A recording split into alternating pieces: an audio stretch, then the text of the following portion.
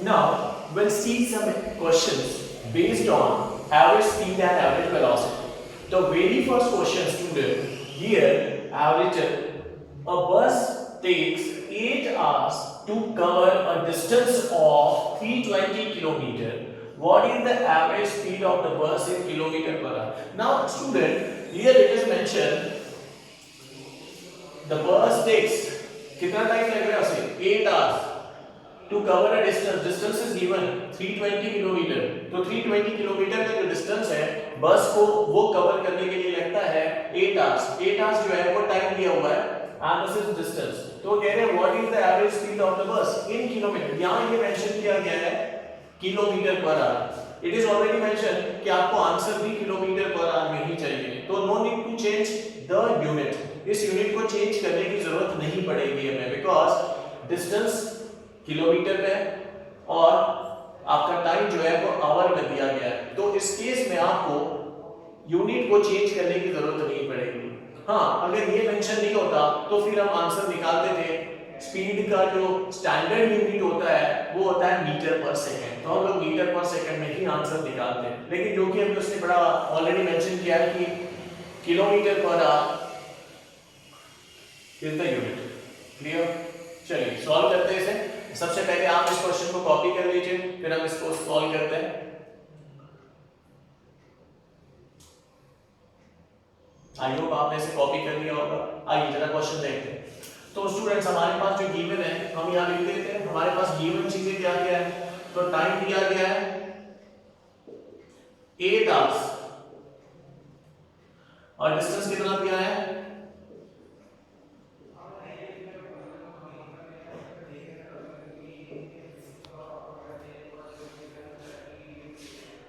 Distance is 320 kilometre, time is 8 hours. अब आपको निकालना है एवरेज स्पीड। तो as we know average speed is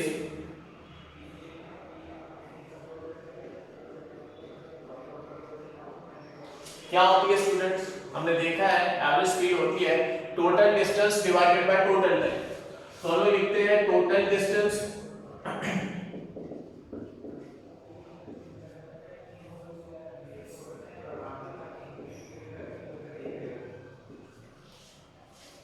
total distance divide by total time. Total distance मतलब हमारी पूरी जर्नी करने के लिए हमें जितना डिस्टेंस लगा है वो डिस्टेंस और उस जर्नी को कवर करने के लिए जितना टाइम लगा है, दिस इज टोटल टाइम। तो हमारे पास टोटल डिस्टेंस है 320 किलोमीटर और टोटल टाइम है 8 आवर्स। तो हम यहां लिख देंगे स्टूडेंट्स v से स्पीड डिनोट किया जाता है, इसको एवरेज लिख देते हैं, यहां सफिक्स लगा देते हैं। सफिक्स का मतलब यहां नीचे रख दिया v एवरेज, इसे पढ़ा जाएगा v average because this is the average में द स्पीड। तो एवरेज स्पीड के हिसाब से 320 किलोमीटर अपॉन 8 आवर्स। तो आप इसको लिख सकते हैं किलोमीटर में ऊपर डिस्टेंस है और नीचे है आवर्स। तो इसको सॉल्व करते हैं, क्या होगा ये 8 4 so average speed comes to be 40 kilometer per hour. So this is the answer for the question students. तो ये था इस क्वेश्चन का आंसर। आई होप ये आपको समझा होगा कि कैसे करते हैं। हम और भी ऐसे एग्जांपल लेंगे जिससे आपका कॉन्फिडेंस बिल्डअप हो जाएगा। ठीक है, धीरे धीरे इसका लेवल बढ़ाएंगे क्वेश्चंस का। इजी क्वेश्चन के बाद हम लोग टफ क्वेश्चंस की तरफ बढ़ते हैं। तो कॉपी कर लीजिए, हम नेक्स्ट क्वेश्चन देखेंगे अभी। Now let's take another example. Now in this question it is mentioned the maximum speed. Now mark this maximum speed. So जब भी हम लोग बात करते हैं स्टूडेंट मैक्सिमम स्पीड, इस बार उसने मैक्सिमम स्पीड बोला कि उसकी टॉप स्पीड जो हो सकती है उस ट्रेन की वो बताई गई है और वो कितनी बताई गई है, तो वो है 80 किलोमीटर पर आवर। तो 80 kilometre per hour is the top speed of the train. तो ये ट्रेन मैक्सिमम इतनी स्पीड से मूव कर सकती है। क्लियर? उसके बाद बोलता है it takes 10 hours to cover a distance of 400 kilometre. वो कहती है कि ट्रेन को 400 किलोमीटर का डिस्टेंस कवर करने के लिए 10 आवर्स लगते हैं। तो आपको पूछा गया है find the ratio of its maximum speed to its average speed, मतलब आपको मैक्सिमम स्पीड का और एवरेज स्पीड का रेशियो निकालना है। स्टूडेंट मैक्सिमम स्पीड आपको दे रखी है, आपको सिर्फ और सिर्फ एवरेज स्पीड निकालना है और फिर मैक्सिमम स्पीड को एवरेज स्पीड से डिवाइड करना है। That will be the answer for this question. तो आइए इसे सॉल्व करते हैं, but before we solve this question I must say please copy this question. ठीक है, आप कॉपी अपनी नोट आप note this question so that will solve it. I hope आपने इसे कॉपी में लिख लिया होगा। चलिए विल सॉल्व दिस क्वेश्चन। सबसे पहले बात करते हैं गिवन डेटा। गिवन डेटा में हमारे पास क्या क्या दिया है। तो स्टूडेंट हमारे पास स्पीड की बात की जा रही है और वो भी मैक्सिमम, तो हमने लिखा मैक्सिमम, तो स्पीड मैक्सिमम दी हुई है और वो दिया हुआ है किलोमीटर पर आवर। एक बार फिर से रिपीट करूंगा स्टूडेंट, क्योंकि ये एक रेशियो है और सेम क्वांटिटी का रेशियो निकालना है। सेम क्वांटिटी का मतलब होता है स्पीड की ही बात कर रही है, तो स्पीड सेम क्वांटिटी का अगर रेशियो है तो आपको यूनिट बदलने की जरूरत नहीं है। क्लियर? चलिए ये है, आपको ये दिया हुआ है और क्या दिया हुआ है, तो आपको दिया हुआ है टोटल डिस्टेंस। तो मैं यहां लिख रहा हूं डिस्टेंस है 400 किलोमीटर और टाइम दिया हुआ है, इस डिस्टेंस के लिए टाइम दिया हुआ है 10 आवर्स। अब आपको जो निकालना है वो लिखते हैं maximum speed upon average speed, AVG stands for average. ये रेशियो निकालना है। This is the question which is asked here. चलिए स्टार्ट करते हैं। तो मैक्सिमम स्पीड तो दी हुई है, उसे निकालने की जरूरत नहीं है। आपको जो निकालना है वो सिर्फ एवरेज स्पीड है। तो आइए एवरेज स्पीड की बात करते हैं। अब एवरेज स्पीड क्या है स्टूडेंट्स? अब हमें सबको पता है टोटल डिस्टेंस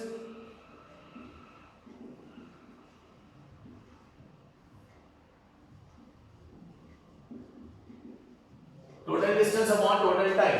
टोटल डिस्टेंस कितना है? तो टोटल डिस्टेंस है 400 किलोमीटर। टोटल टाइम कितना लग रहा है उसे? 10 आवर्स। तो हमने यहां 10 आवर्स लिख दिए। एक तो हमें समझ में आ रहा है कि 40 किलोमीटर पर आवर यही है एवरेज स्पीड, बट ये हमारा आंसर नहीं है स्टूडेंट्स, ये आपकी एवरेज स्पीड है। आपको तो रेशियो चाहिए, किसका ratio? Therefore V maximum upon V average equal to what? V maximum is 80, V average is 40, this कितना 2, so the answer is V maximum upon V average, ये आ गया आपका 2 and this is the answer for the question। तो ये इस question का answer है students. I hope ये आपको समझ गया होगा। Clear? Now let's talk about next example. Now in this example, in this question, a car moves through 20 km at a speed of 40 km per hour and the next 20 km at a speed of 60 km per hour. Calculate its speed, average speed. This is the question, student. Now student, let me tell you one thing.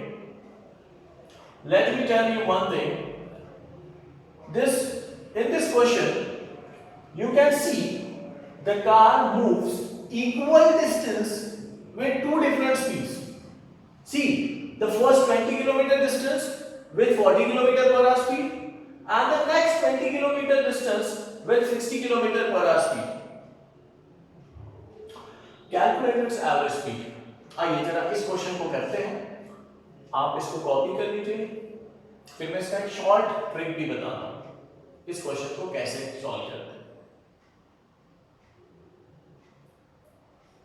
ठीक है, आई hope आपने इसे copy कर लिया होगा। चलिए इसे start करते हैं स्टूडेंट। तो जो गिवन है एज यूजुअल वैसे ही लिखते हैं। गिवन आपको बताया जा रहा है, डायग्राम बना लेते हैं। तो मान लीजिए देयर इज अ कार और ये जो कार है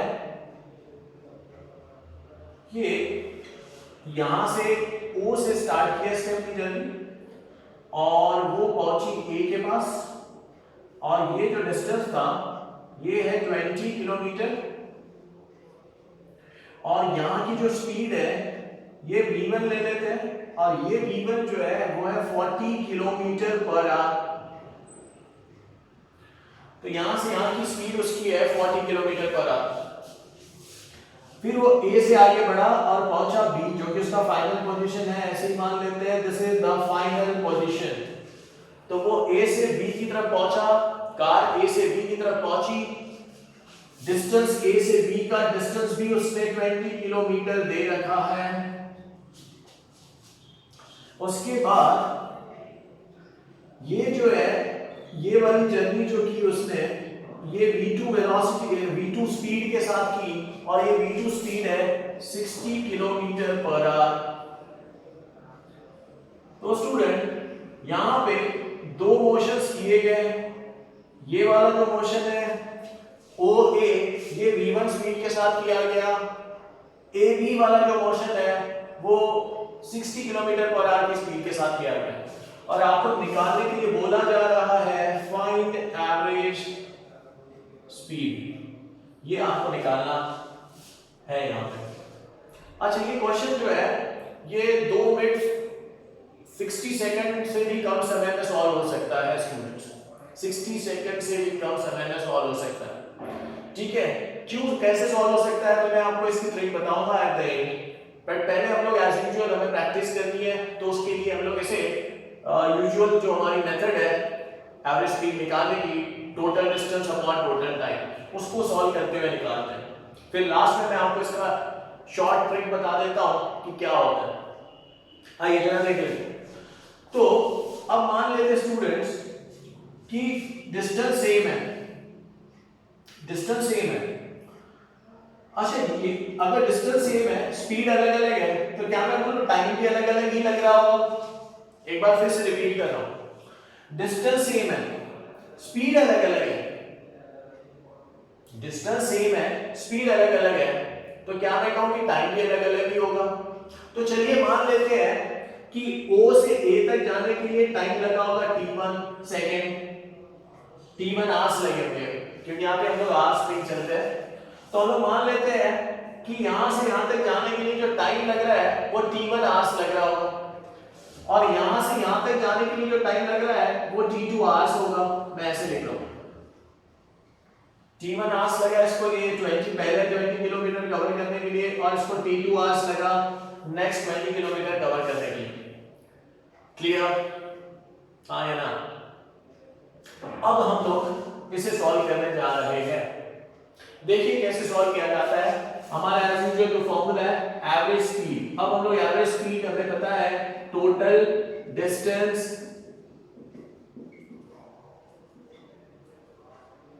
अपॉन टोटल टाइम। चलिए बात करते हैं टोटल डिस्टेंस। क्या मैं कह दूं टोटल डिस्टेंस होगा 20 किलोमीटर प्लस 20 किलोमीटर 40 किलोमीटर। मैं लिख रहा हूं, डायरेक्ट लिख सकते हैं 20 kilometre plus 20 kilometre, can we say it is 40 kilometre. Okay, better we can write like this 20 plus 20। चलिए नीचे बात करते हैं, कैन वी से t1 plus t2 total time, t1 plus t2। Clear? But आपके दिमाग में आ रहा होगा कि टाइम तो दिया नहीं है, टाइम तो दिया नहीं है, तो फिर टाइम क्या होगा? ठीक है, तो आइए जरा समझ लो इसको। स्टूडेंट हमें पता है कि स्पीड जो होती है, स्पीड होती है डिस्टेंस अपॉन टाइम, स्पीड होती है डिस्टेंस अपॉन टाइम। तो स्टूडेंट क्या हम लोग कह सकते हैं टाइम हो जाएगा डिस्टेंस अपॉन स्पीड। क्या मैं ऐसे लिख सकता हूं time is equal to distance upon speed? हाँ या ना? यस, बिल्कुल लिखा जा सकता है। अगर स्पीड डिस्टेंस अपॉन टाइम होता है तो टाइम हो जाएगा डिस्टेंस अपॉन स्पीड। तो अगर मैं t1 की बात करूं तो मैं ये वाला डिस्टेंस लूंगा और इसको इसकी स्पीड से डिवाइड करूंगा, ये वाला डिस्टेंस लूंगा और उसकी स्पीड से डिवाइड करूंगा तो मुझे t1 मिल जाएगा। ये वाला डिस्टेंस लूंगा और उसको उसकी स्पीड से डिवाइड करूंगा तो मुझे t2 मिल जाएगा। तो आइए यहां लिख देते हैं, फिर इसको आगे हम लोग ऐसे लिख रहे हैं 40 हो गया, लेकिन t1 क्या होगा? तो इस फॉर्मूले के हिसाब से ये वाला distance OA upon speed v1, clear, distance OA upon speed v1, तो t1 की जगह हम लोग लिखेंगे 20 kilometre divided by v1, can we write like this, because this is the distance, this distance divided by the speed will be the time t1. similarly t2 के लिए क्या करेंगे, this distance divided by the speed, क्योंकि ये distance इतनी speed से किया जा रहा है कवर, तो this distance divided by this speed will give me t2. तो इस केस में क्या होगा student, 20 divided by v2, clear, okay. यहां से कुछ इसे 20 कॉमन निकाल लेते हैं, तो इसे सॉल्व करने के बाद ये कुछ ऐसे आ जाएगा, 20 आपने इस तरीके से लिखा, यहां बच गया v1 प्लस 1 अपॉन v2, ये से 2 आ गया, ओके। अब इसे हम लोग सॉल्व करते हैं। अच्छा ये देखिए जरा क्या हो रहा है, 2 को ऐसे लिख देते हैं, इसको इससे क्रॉस मल्टीप्लाई करो, तो ये हो जाएगा v2 plus v1 divided by v1 into v2, सही है। अच्छा ये डिनोमिनेटर का भी डिनोमिनेटर है, तो ये सीधा ऊपर चले जाता है, 2 times of v1 v2 divided by v1 plus v2, ये है आपकी एवरेज स्पीड। अब इसकी वैल्यूज डाल देते हैं, 2 into 40 into 60 divided by 40 plus 60, क्या मैं बोल सकता हूं 2 इंटू 40 इंटू 60 डिवाइडेड बाय 100, एक कैंसिल, तो हमें समझ में आता है student, after solving this my answer will come to be 4 6 are 24 and 24 2s are 48 kilometre per hour will be my answer. तो ये है आपकी एवरेज स्पीड, स्टूडेंट।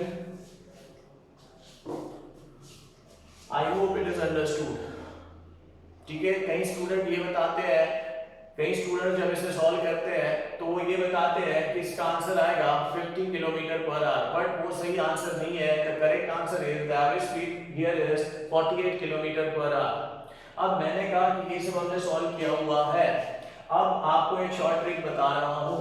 ये एवरेज स्पीड का ये फॉर्मूला जरा देखिए, मैं इसकी बात कर रहा हूँ, आप इसकी ये फॉर्मूले को देखिए जो हमने डिराइव किया है। तो ये फॉर्मूला आप ध्यान में रखिए, ये फॉर्मूला आपने तब यूज करना है जब सेम डिस्टेंस अलग अलग स्पीड के साथ ट्रैवल किया जाता है। तो याद रखिए, जब सेम डिस्टेंस, इक्वल डिस्टेंस अलग अलग स्पीड के साथ ट्रैवल किया जाता है, उस समय एवरेज स्पीड का फॉर्मूला ये यूज किया जाता है। इसे कहते हैं हार्मोनिक मीन। क्या कहते हैं इसको? Harmonic mean. तो याद रखिए स्टूडेंट, ये फॉर्मूला आपने तब यूज करना है, यूज दिस फॉर्मूला, यहां लिख देते हैं, use this formula when same distance travel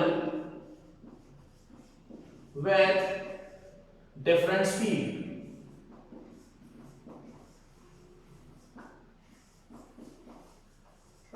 याद रखिए, ये फॉर्मूला आपने तब यूज करना है जब आप सेम डिस्टेंस को अलग अलग स्पीड के साथ ट्रैवल करते हैं, और इस एवरेज वैल्यू को कहा जाता है हार्मोनिक मीन। टेक्निकल वर्ड है स्टूडेंट्स, तो इसे कहा जाता है हार्मोनिक मीन, ठीक है। अब अगर ये आपको पता है तो आपको ये सब सॉल्व करने की जरूरत नहीं है। यहाँ पे आप खुद ही देख सकते हैं कि डिस्टेंस सेम है और अलग अलग स्पीड के साथ ट्रैवल किए जा रहे हैं। अलग अलग स्पीड के साथ अगर सेम डिस्टेंस को अगर कवर किया जाता है तो हम क्या करते हैं, हम ये फॉर्मूला डायरेक्ट लगा देते हैं, 2 times of v1 v2 divided by v1 plus v2। इसे कहते हैं एवरेज स्पीड का formula for which condition, same distance with different speed, और इसी को कहते हैं harmonic mean. Clear students? Now student, let's see one more example. So in this example you can see a car moves with speed 40 km per hour along the path in first half, mark this, first half of the time first half of the time का मतलब student कि उसको पूरी journey में जितना time लगा होगा total time के हाफ टाइम में उसने इतनी स्पीड से ट्रैवल किया। उसके बाद हो रहा है एंड देन उसके बाद with speed 60 kilometre per our in second half, now see second half में उसने अपनी स्पीड बदल दी है। सेकंड हाफ मतलब जो बचे हुए टाइम में जो सेकंड हाफ टाइम होगा उसमें वो 60 किलोमीटर पर आवर की स्पीड से मूव कर रहा है।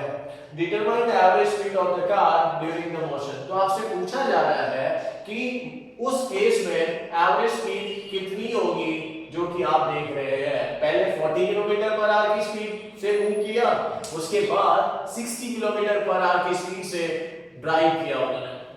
तो स्टूडेंट सबसे पहले आप इस क्वेश्चन को कॉपी कर लीजिए, फिर हम इसका सॉल्यूशन देखते हैं।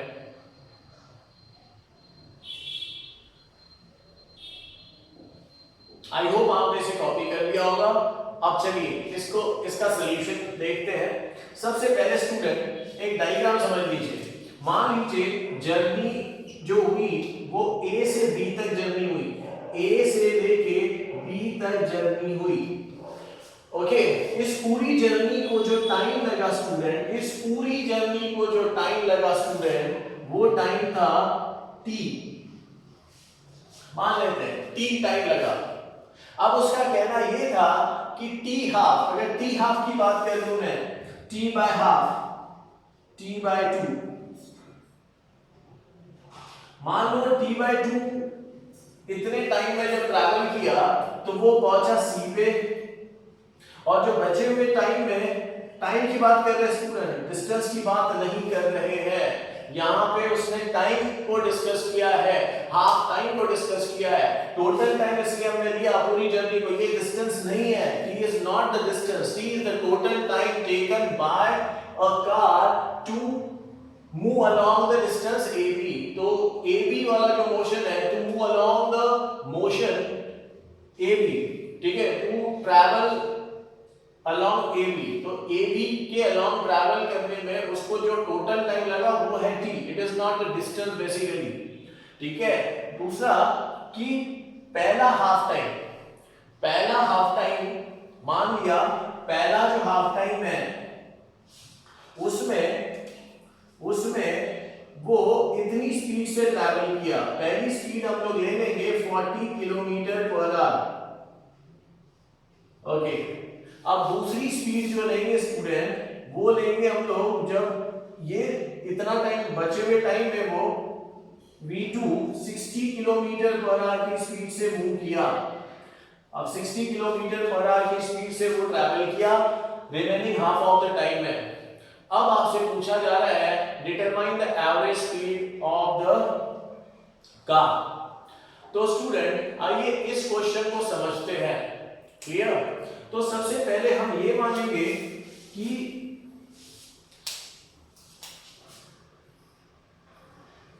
एवरेज स्पीड का जो फॉर्मूला हम लोग अभी तक देखते आ रहे हैं, total distance upon total time, total distance upon total time, ये है v एवरेज। अब टोटल डिस्टेंस तो आपको दिया नहीं है, टोटल डिस्टेंस आपको दिया नहीं है। हम मान लेते हैं यहां से यहां तक का जो डिस्टेंस है वो SAB मान लेते हैं। कितना मान लेते हैं स्टूडेंट्स?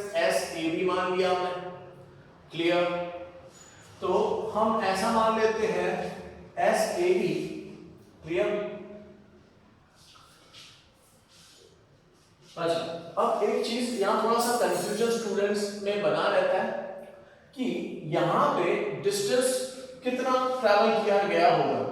तो हम एक काम करते हैं, हम मान लेते हैं कि जब टाइम था इतना, जब इतना टाइम हुआ होगा पहले हाफ टाइम में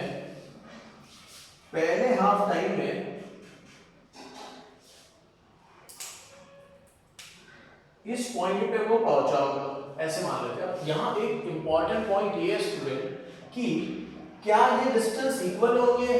बिल्कुल नहीं होंगे। क्यों नहीं होंगे? क्योंकि टाइम अलग, टाइम सेम है और स्पीड अलग अलग है, तो डिस्टेंस कभी भी सेम नहीं हो सकता। तो हमने मान लिया पहले जो स्पीड उसकी 40 किलोमीटर पर आवर थी और टाइम t/2 था, उस समय वो जब c पे पहुंचा होगा, तो ये वाला जो डिस्टेंस है, ये वाला डिस्टेंस, इसको मैं मान लेता हूं स्टूडेंट, ये मान लेते हैं x, इस डिस्टेंस को x मान लेते हैं हम लोग।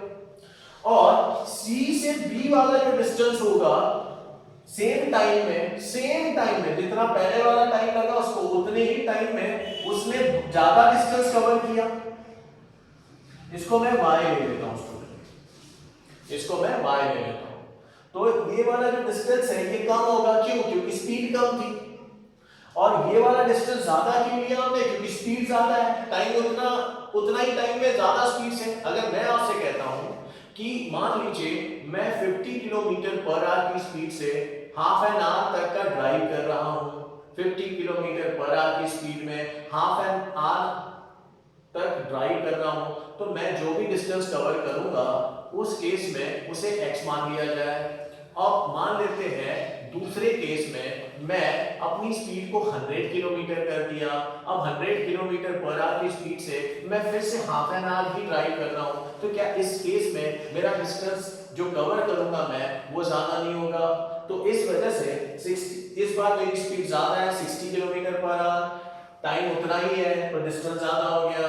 क्लियर होगी की बात? ये वाला देखिए, speed is 40 kilometre per our, distance x लिया हमने। क्लियर? तो यहाँ जो है x जो होगा वो y से छोटा होगा, ये हमें समझना है। चलिए आइए अब इसे बड़ी आसानी से सॉल्व कर लेते हैं। अच्छा, मुझे एक बात बताइए, टोटल डिस्टेंस, अब टोटल डिस्टेंस हमने ले लिया x प्लस y और डिवाइड बाय टोटल टाइम। अब टोटल टाइम हमें पता है कि कैपिटल T है। टोटल टाइम क्या है students? Capital T। t½ plus t½ is capital T।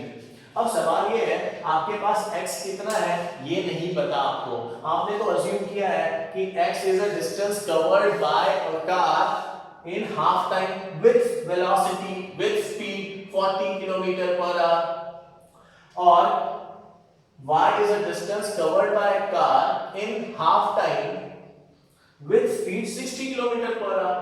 तो हम ये जानते हैं, सुनिए, स्पीड क्या होती है? स्पीड होती है distance upon time, distance upon time. तो क्या मैं कहूं डिस्टेंस को हम लिख सकते हैं स्पीड इनटू टाइम? क्या हम डिस्टेंस को स्पीड इनटू टाइम लिख सकते हैं स्टूडेंट? राइट। तो क्या हम लोग सिंपलिकली ऐसे लिख सकते हैं डिस्टेंस, डिस्टेंस का सिंबल क्या होता है? x।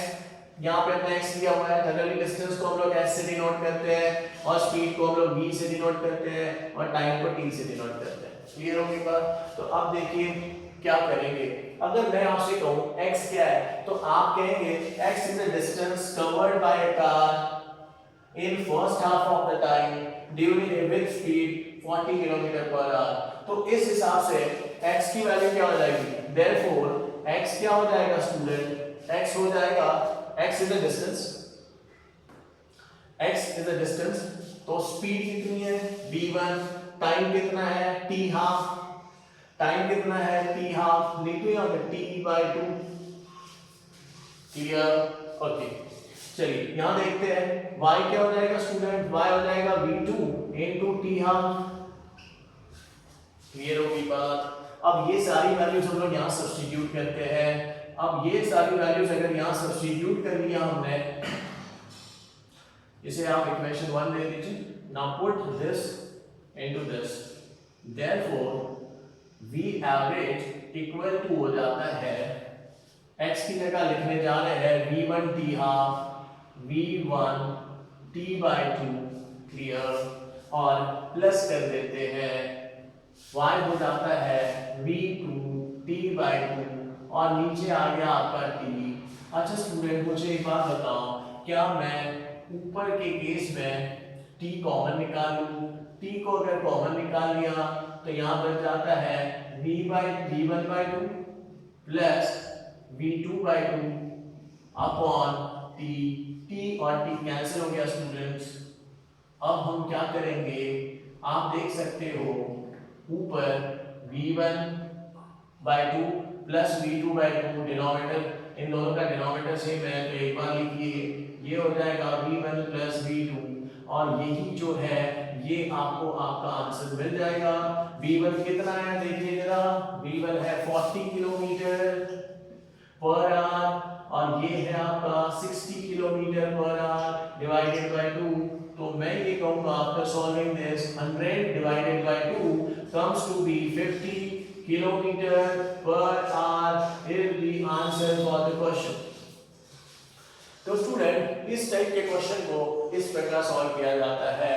अब देखिए यहाँ पे क्या हुआ, यहाँ पे ये फॉर्मूला थोड़ा सा आप ध्यान रखिए, ये फॉर्मूला तब यूज होता है, इसे भी एवरेज ही बोला जाता है। इसके पहले वाले न्यूमेरिकल में भी हमने एवरेज निकाला था, वहां 48 किलोमीटर पर आवर आ रहा था, यहाँ आ रहा है 50 किलोमीटर पर आवर। दोनों का डिफरेंस सुन लीजिए ताकि आगे आप इस टाइप के क्वेश्चन को डायरेक्ट ये फॉर्मूला या वो फॉर्मूला लगा के कैसे सॉल्व करते हैं ये आपको समझना है। तो स्टूडेंट ये फॉर्मूला आप तभी यूज करना, इसे कहते हैं अरिथमेटिक मीन। इस टाइप के फॉर्मूले को कहते हैं अरिथमेटिक मीन।